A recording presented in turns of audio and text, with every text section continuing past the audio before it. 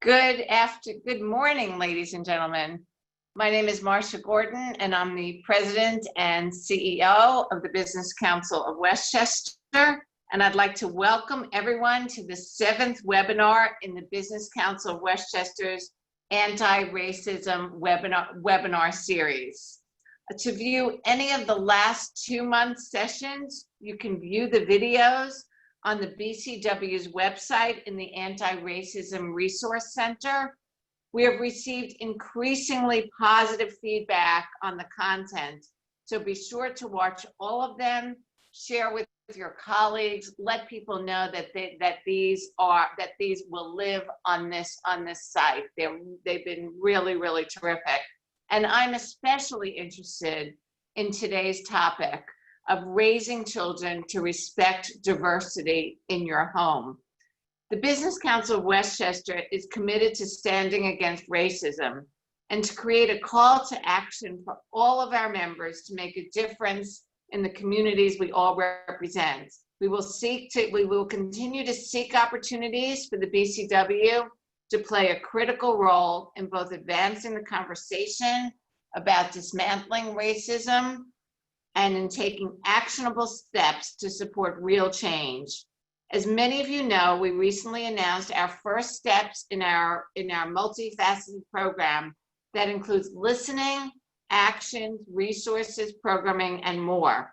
And we are so pleased to have many other strong voices in our community to join us in partnership to continue with this webinar series.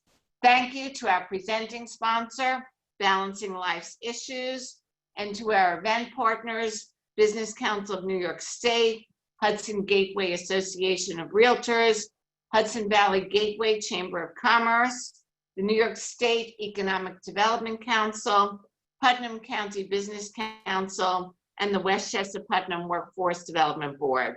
Now, I would like to introduce Heidi Davidson, co-founder and CEO of Galvanize Worldwide, and the Business Council of Westchester Board Chairman. Heidi? Thank you, Marcia. Thank you. Good morning, everybody.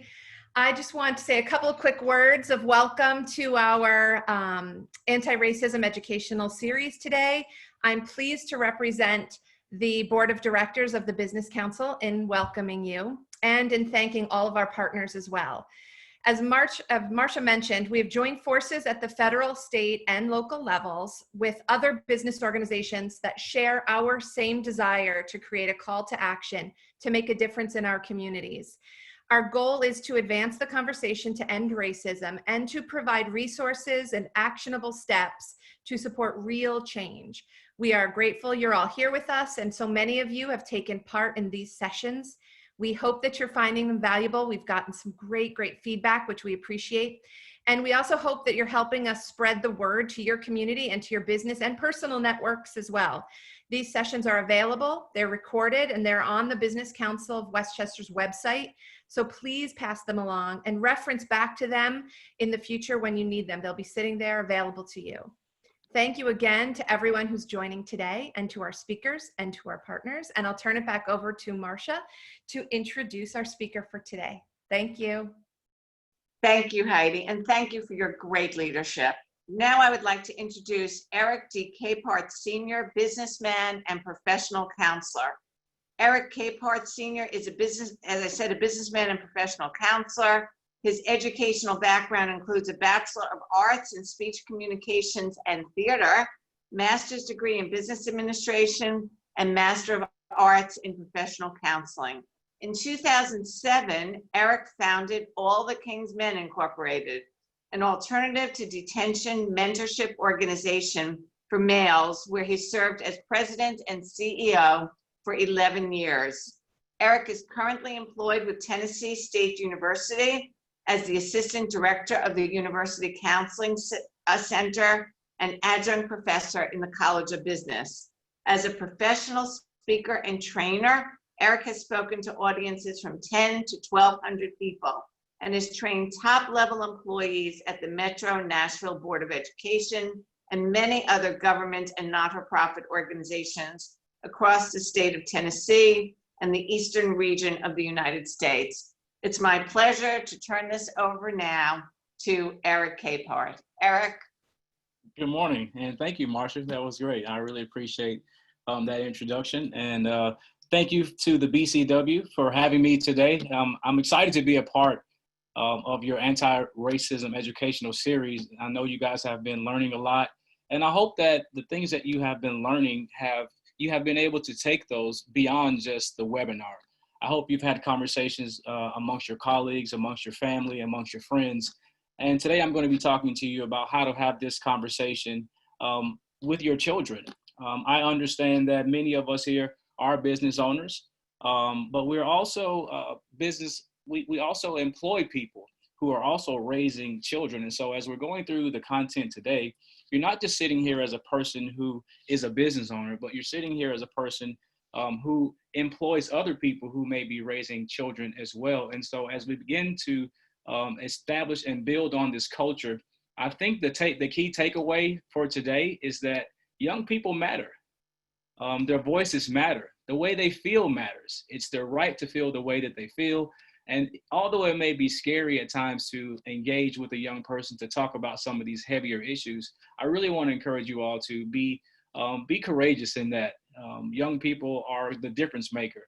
Young people are the people who have always made a change in our world. Many of the movements that we've seen in the past, we've seen that young people were the catalyst to get those things to change. And so if anything today, I want you all to be more encouraged to talk to your young people about this topic, talk to them about ways to be more respectful and appreciative of people who may look, sound, and act a little bit different from them. These are the sponsors again for today's webinar, of course, Balancing Life's Issues here. I do want to recognize all the other partners as well. I really appreciate you guys putting on this type of educational series because these things matter.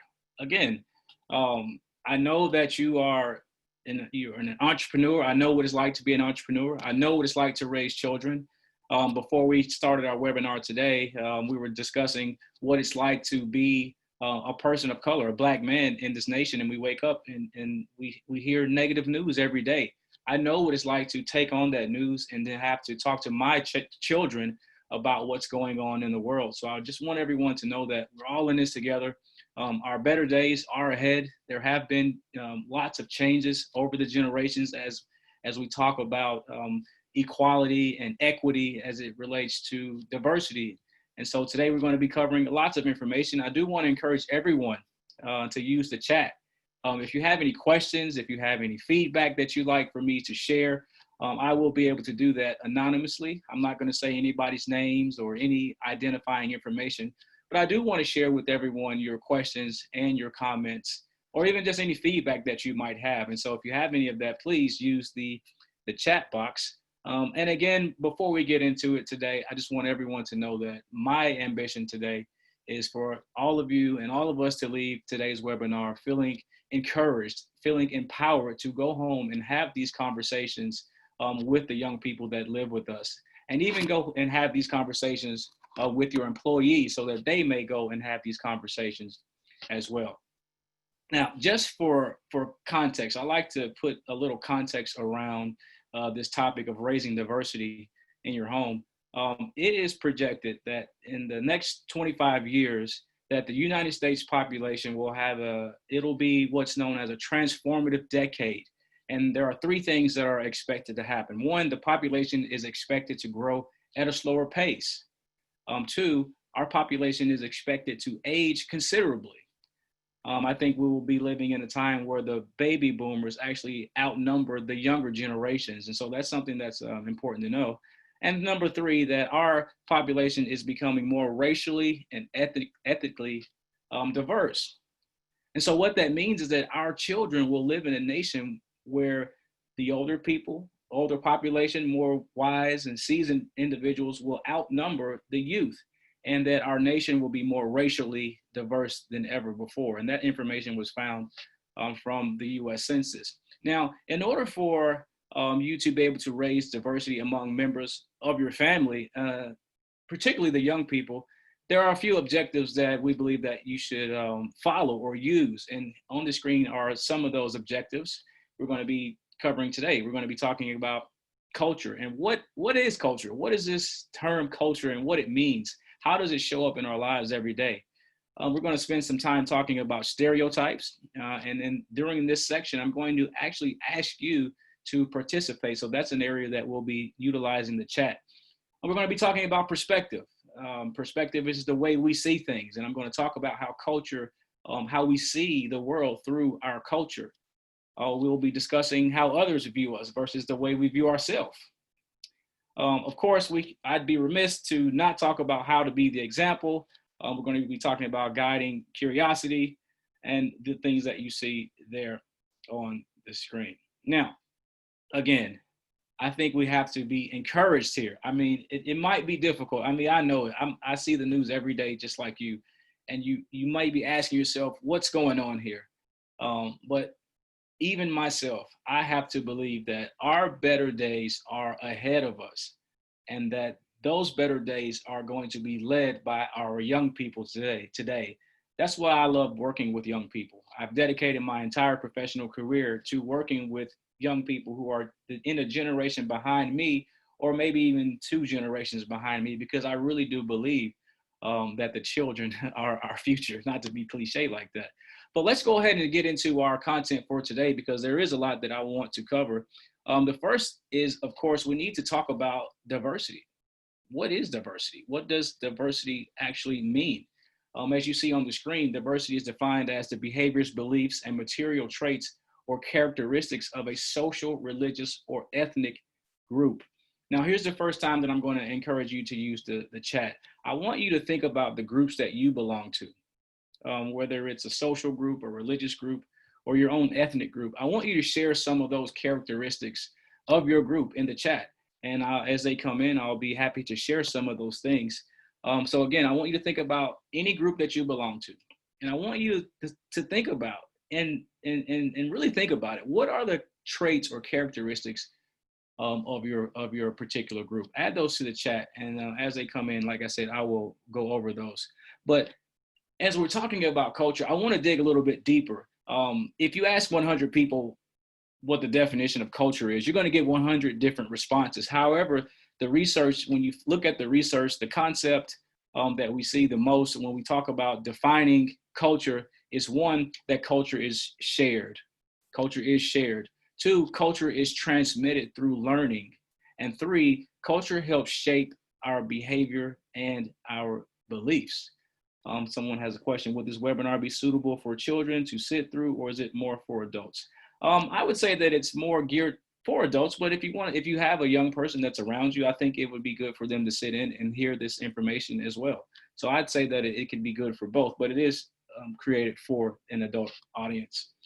Someone has added that their culture characteristics are socially conscious, dedicated, loyal, creative, kind, courageous, community focused, and spiritual. I think I like that culture already. I don't know what culture that is, but that sounds like a great culture.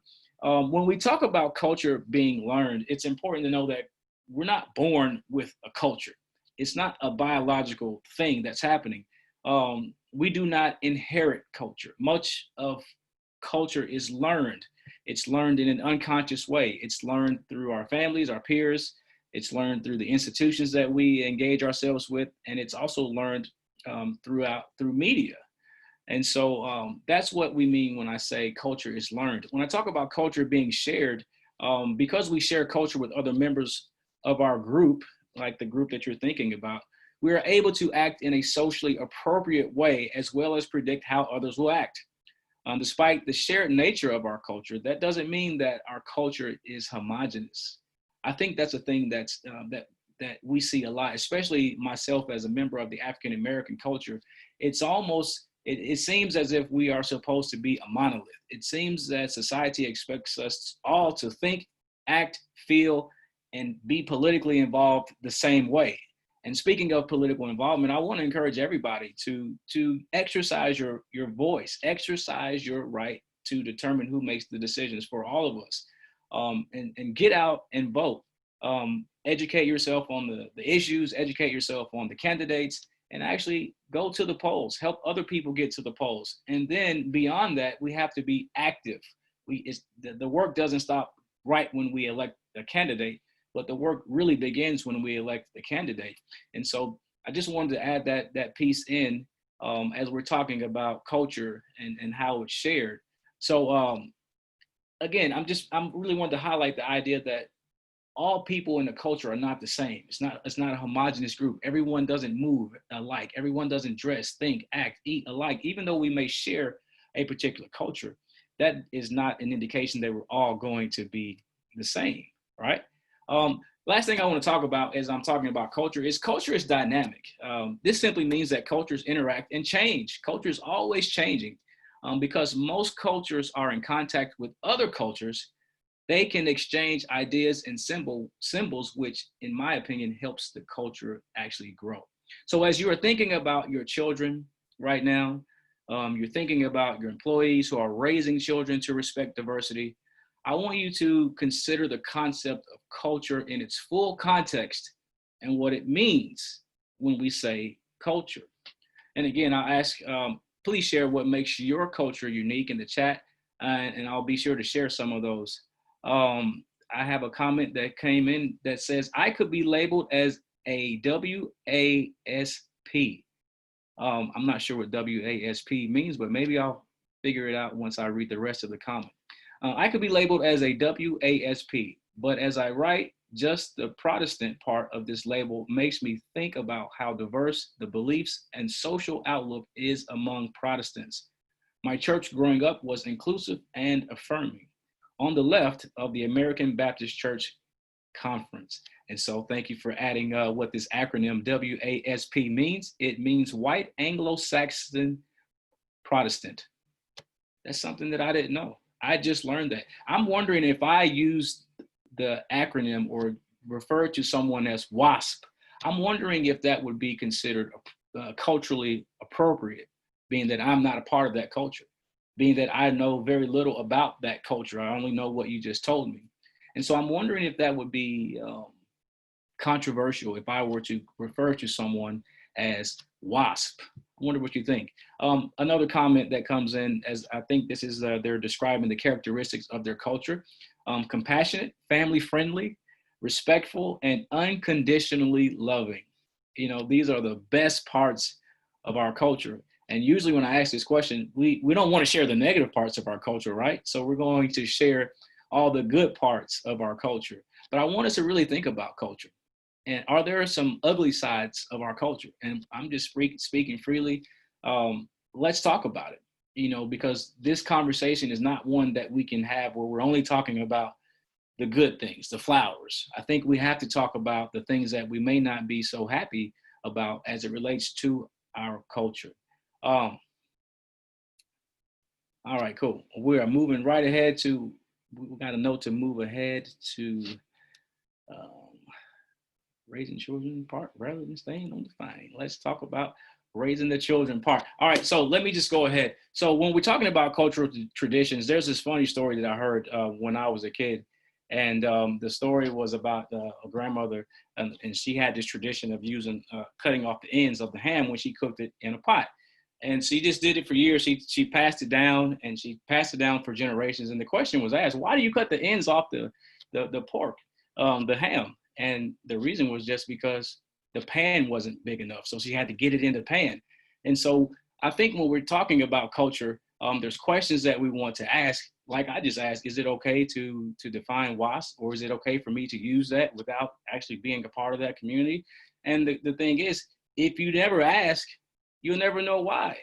You know, you'll never know why, you know, a thing is a thing if we are afraid to ask the questions. And I'm wondering if there are any questions that you may want to ask someone who may be a part of a different culture, but you are apprehensive to ask that question. I'm wondering if that's an issue for you. We're moving along here. A simplified and standardized conception or image invested with special meaning and held in common by members of the group. That is what is stereotyping. That's what we mean when we talk about stereotypes. And I want to ask you, what are some stereotypes that come to mind? What are some stereotypes that come to your mind? All right. Here are some common stereotypes.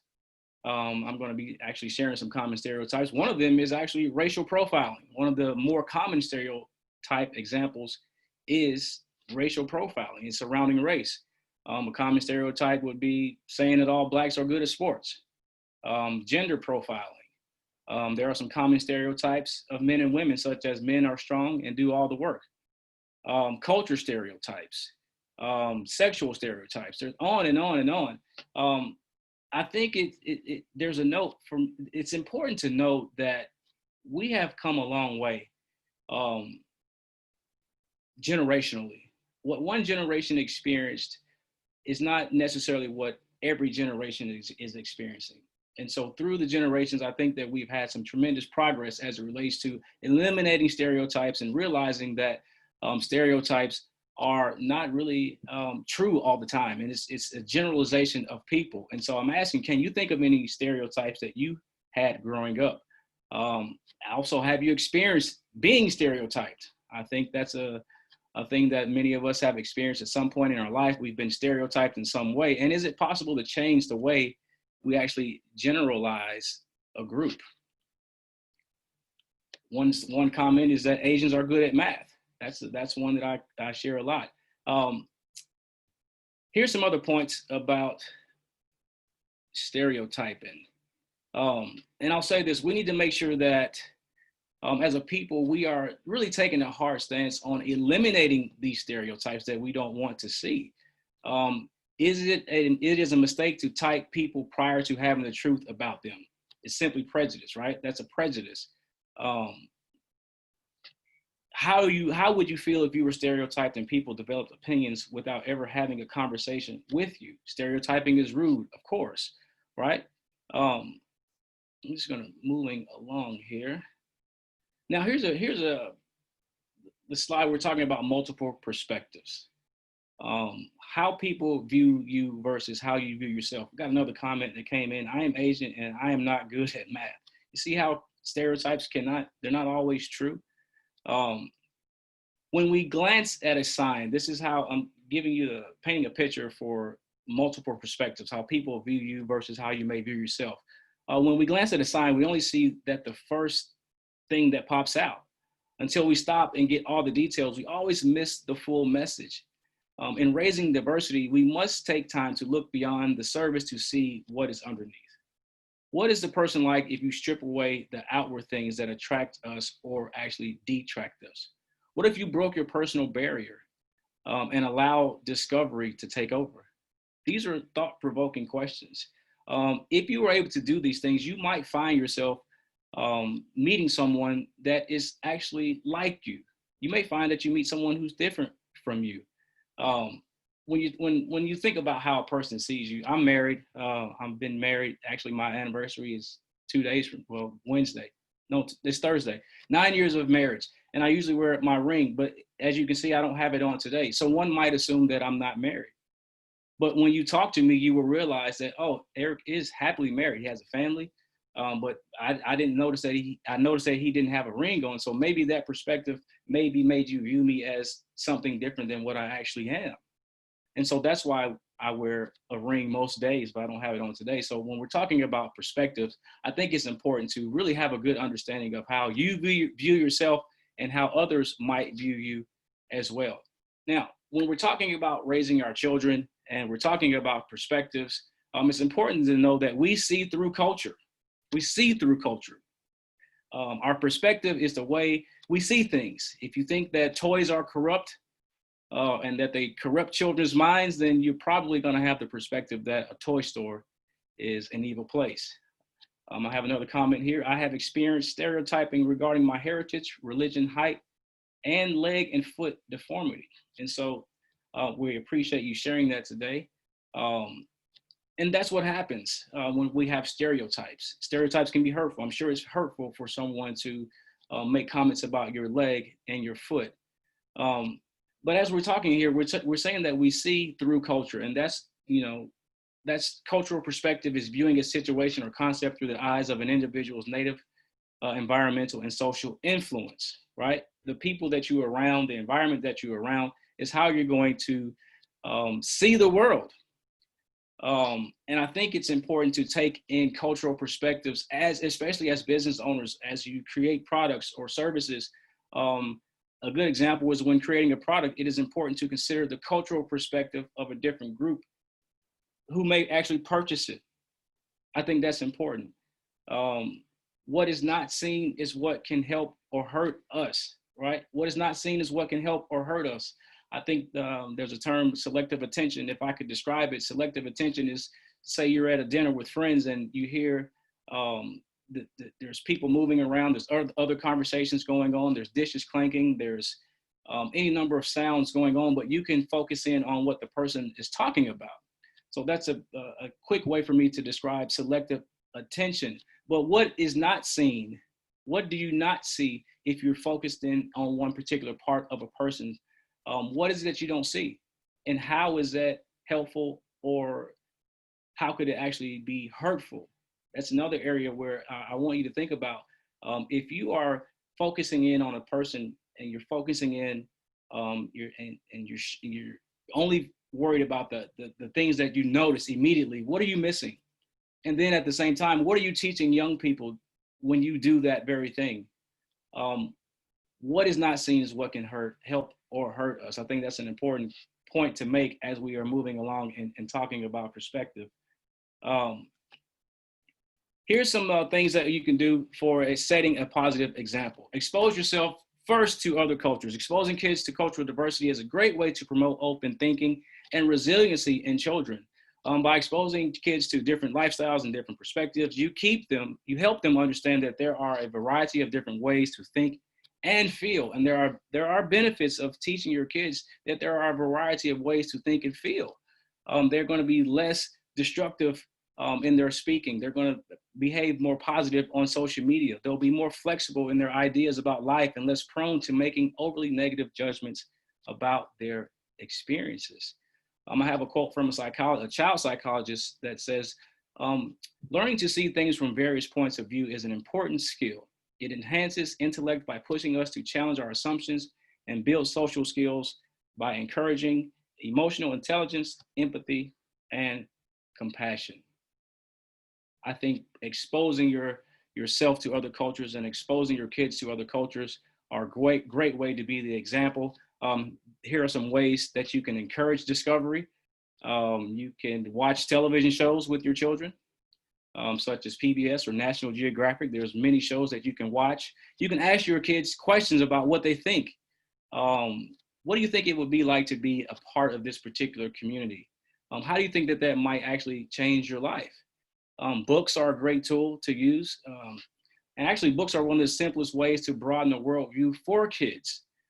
Good books not only teach your child about different cultures and their traditions, it also is a great way to help your child pick up new vocabulary and information about different regions. You can remember that you are uniquely different, and so is every other person. We have to keep an open mind when we're trying to set a positive example for young people as it relates to being more diverse, accepting of different cultures. I think these are very important things that we need to do. There's a question, at what age should I start talking to my kids? That's a good question. I think you can start talking to your kids at the age that you feel like they can comprehend what it is that you are sharing with them.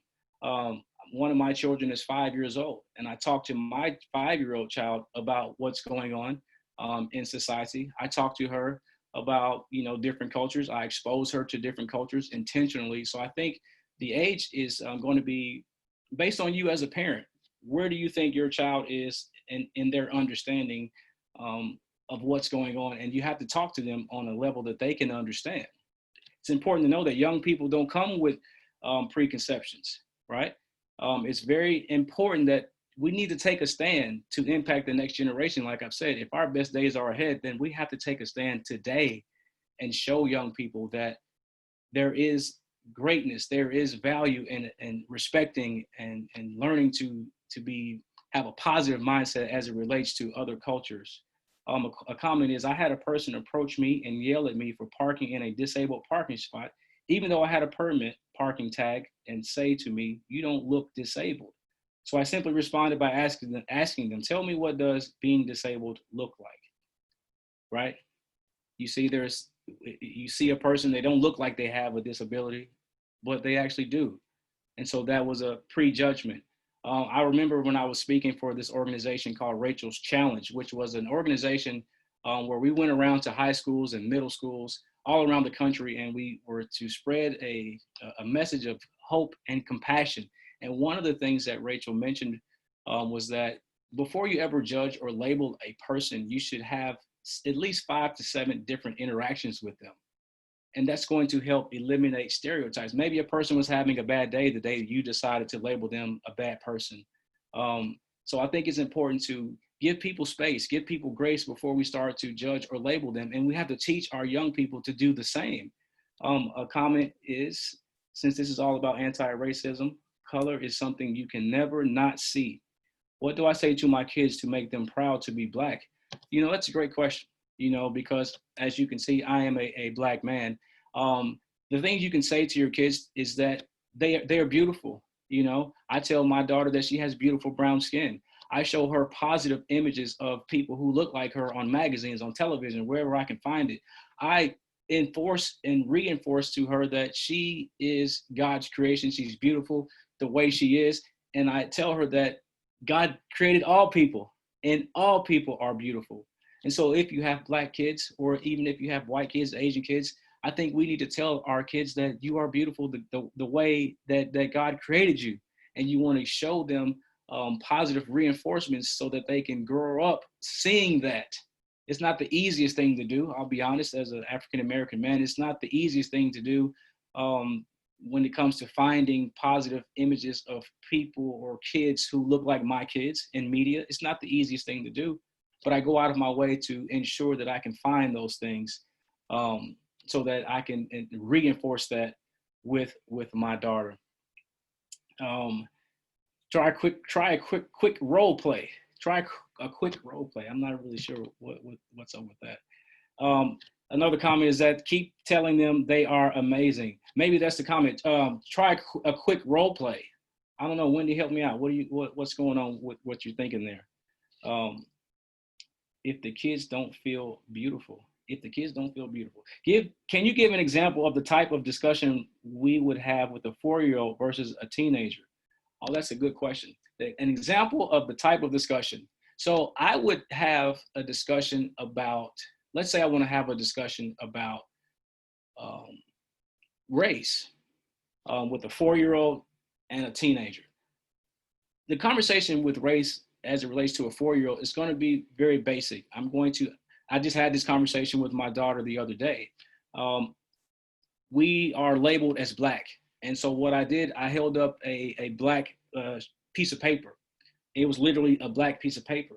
And then I pointed to my skin and I said, my daughter's name is Ava. I said, Ava, you know, we are not Black. Black is a color. Black is not a race, but it's just a way that people describe us.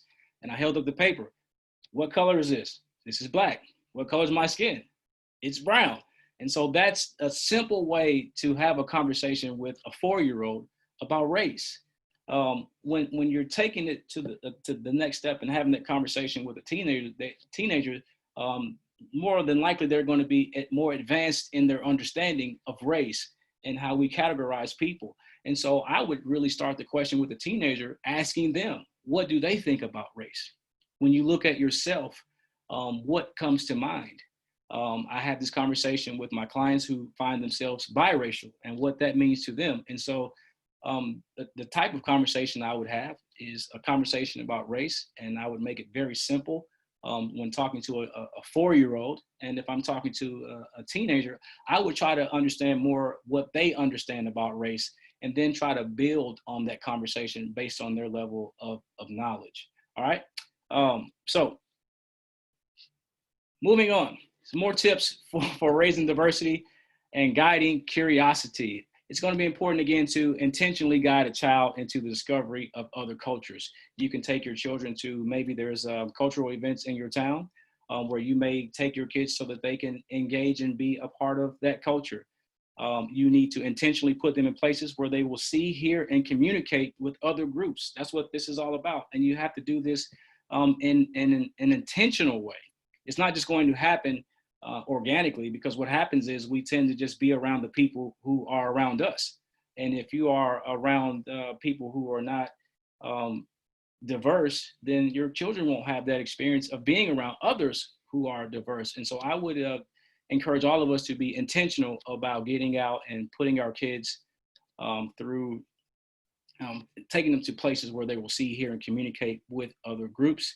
You want to ask questions about their experience. As I mentioned earlier, if you're watching a television broadcast or you're listening to a radio program or you're going to an event, you want to ask them questions about their experience. What was it like to be a part of this culture?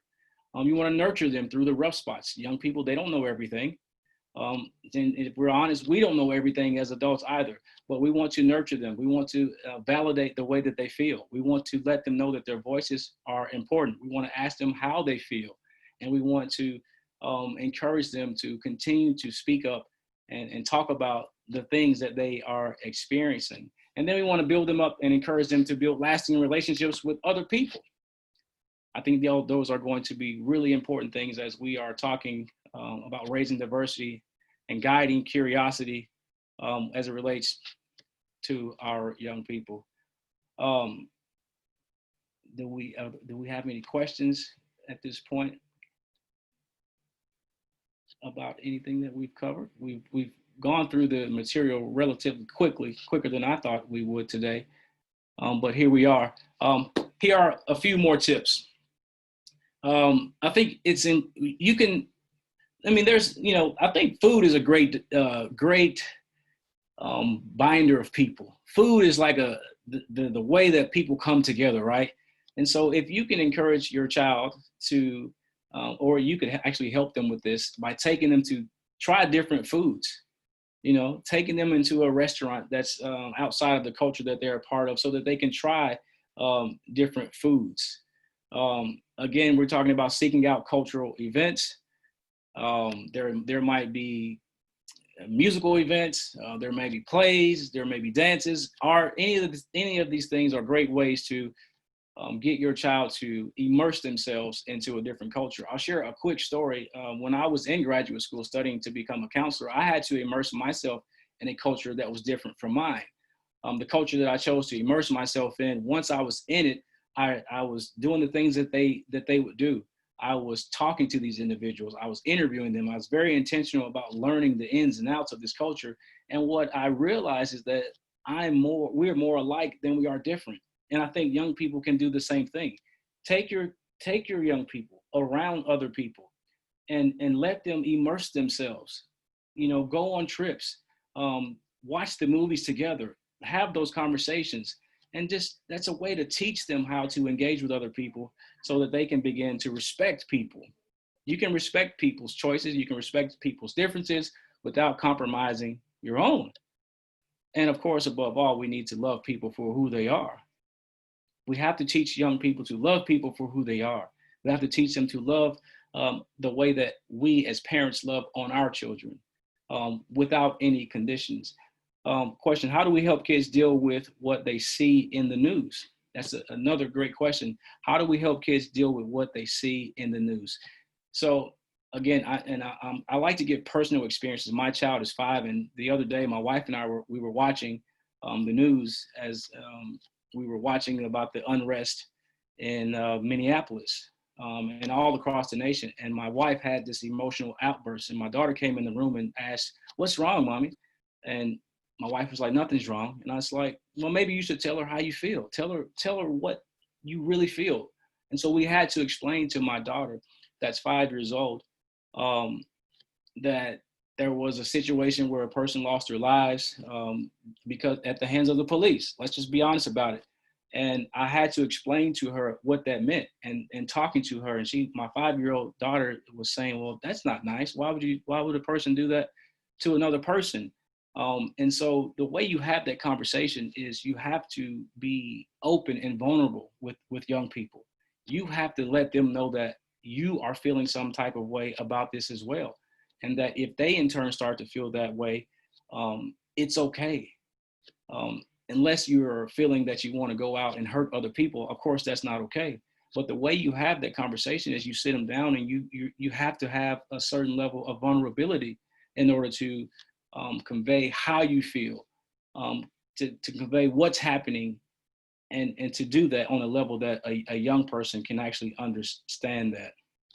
So I don't know if there's any exact terms. Again, what I may say to my child may not be what you need to say to your child, and vice versa. But you know your children. Your employees know their children. They know how they should come to their child as it relates to having these difficult conversations. But I think the way that you do that is to understand that there's a certain level of vulnerability that is necessary to have this type of conversation. So again, we went through this, we got through it a lot quicker than I anticipated. But in a recap, what we've done today, we have defined what culture is. We talked about what it is. We've talked about we talked about it in a contextual way. We've talked about the meaning and the impact of stereotypes. You've shared some stereotypes that you may have had, said to you. We've done what we can do in understanding what stereotypes are. We've talked about multiple perspectives, how you view yourself versus how others view you. And I've given you tips for your family on how to set positive examples and guiding that curiosity. Would the same go for bullying?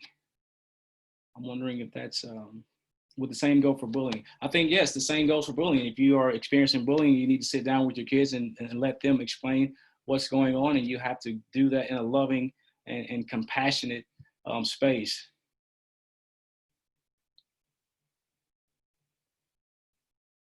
So there are some questions in the chat, but I'm not getting them. So there's a question, there's a comment here. Can I speak to some words or phrases that we can give to children who are witnessing something unkind as it relates to race? Here's a good thing to do. We call this running interference. So, and when I'm with young people, I actually teach them this to practice. So if I could paint a picture here, we're in a high school, we're in a hallway, and we see that one kid is being racially bullied. And so what another kid could do is they could approach the kid that's being bullied, not the person that's doing the bullying, and just kind of wrap their arm around them and walk them away from the situation. You could say something silly. You don't have to say anything at all, but you want to interfere with what's going on. You want to take that person out of that situation where they are being racially bullied, and you want to pull them to the side. And as you're pulling them to the side, you can say more positive things to that person, like, you're a great person. Tell them something that you may know about their culture. And so that's called running interference. And so that's one tactic that you could do as it relates to children when we're talking about, how to diffuse a specific situation. And so some key points today, as we move towards the end, the key points are, number one, we are living in difficult times. We are. But the best days are ahead, and young people are going to be a part of those better days. Two, we have to be examples of the ones eliminating these stereotypes, the ones that are eliminating unconscious bias. We have to be the example for that. Another takeaway is that young people, the way that they feel is important. The things that they're exposed to, the things that you might expose them to, those are going to be the things that they actually begin to see culture. That's the lens that they will see the world through. And so I think it's going to be important for us to monitor how we interact with with young people moving forward. Some favorite movies that you might want to watch as it relates to culture and having young people be exposed to different cultures. One movie that I've watched many times with my daughter is Moana. Many of you have probably seen that movie just as much as I have. I think that's a good movie to watch. However, at the same time, we also have to understand that there are some misconceptions even in movies. The character Maui is not necessarily depicted in a way that people who are indigenous would agree with. In fact, I've heard a woman say that she wouldn't want her child to actually look up to that particular character because he's described in a way that's not necessarily traditional to what the men actually are. But that's one of my favorite movies, Moana. Another thing that's out currently, Beyonce just put out a new film. It's called Black is King. It's a great representation of the range of people of color and their creativity and how it can be expressed through song and dance. And so those are some good things. The People Could Fly. Those are good books, a good book that young people can read to get an introduction to how people of color, particularly African American people, pass on their tradition through stories. And so those are the things that I think are helpful as it relates to media. And so again, I want to go over the key points again, and because these are the things that I hope that you will take and have these conversations beyond today. Know what culture actually means. Understand that young people are going to be the change that we need. And if we can raise up a generation of young people who are more culturally aware and more culturally respectful, I think that's going to be great. Monitoring your own behaviors, making sure that you are the example for your young people and to follow, and just understanding that we don't know everything, and that there takes a great level of vulnerability in order to actually have this difficult conversation. Someone asked about the show Blackish. The show Blackish is a great show, but I think when it comes to media, we have to be careful to understand media is entertainment, and everything that we see in media may not necessarily reflect truth, but at the same time, there is some truth in it, right? There may be stereotypes, and if we're honest with ourselves, some stereotypes are actually true. But when it comes to media, I think we have to have a very careful lens when we are exposing ourselves and making sure that we are not actually perpetuating stereotypes when we are involved with the media. And so media is great. Before we leave today, I do want to make sure that I'm giving time for anyone to ask any questions. Thank you. Excellent presentation. I appreciate you today. Any questions you may have, comments, I'll give it just a second. But what I'm going to do is I'm going to turn it back over to Marcia. It's been great being with you today. I hope that you are more prepared to raise young people in your homes to value diversity. Being with you has been a pleasure today, and I hope that you all make it a great day. I'm going to turn it back over to Marcia.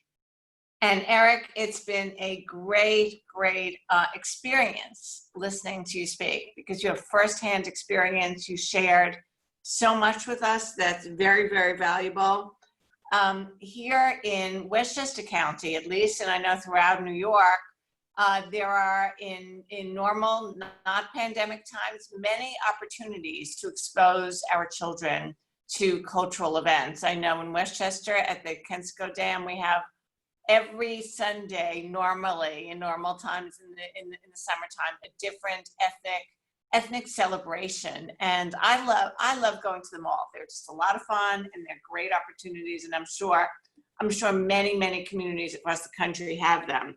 And it really, so one thing that you said really, I think is a great way to end this today, that it's on us, it's our responsibility for all of us to raise a generation of children, of young people that are culturally aware and culturally accepting and respect diversity. And that's a great challenge for us. Hopefully it's not a challenge. It's something that we all do, because we are all here to be respectful, to be aware, and there are many opportunities with partners and other organizations to do that. So I thank you so very, very much. Invite everyone to join us next Tuesday for our last in these anti-racism webinars that we're presenting. And this is going to be a very exciting panel of Ask the Experts. And so please join us next Tuesday. That's the day after Labor Day.